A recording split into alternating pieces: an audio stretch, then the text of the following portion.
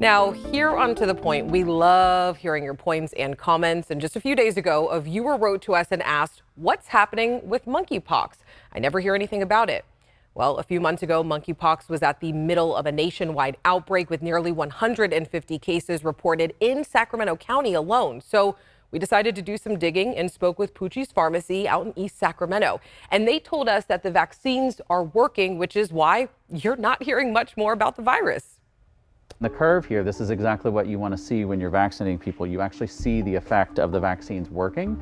So we really started vaccinating aggressively here in early July, and we had a spike of infections as we just began vaccinating, and then that continued on. And after most people had received their second dose, the disease basically started to go away, and now we no longer have infections occurring in our county. Since July 8th, Pucci's Pharmacy has administered 6,000 doses of the vaccine. We very first started hearing about Mpox back in the spring, and at that time there wasn't any vaccines. We weren't prepared.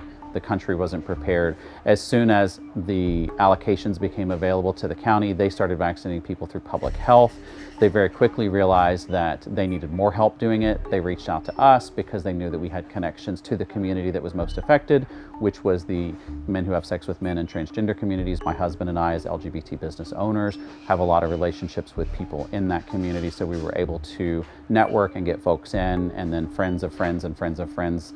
We got them in and networked it that way. It's not only vaccines that Pucci's Pharmacy provides. They also let people know how to protect themselves. Our education consisted of just letting people know what Mpox looked like and what to expect, how to avoid getting it, letting people know how it was spread and how to reduce their risk, and also educating them about getting vaccinated and that the vaccines work and how they work. We were able to basically eliminate Mpox in our community.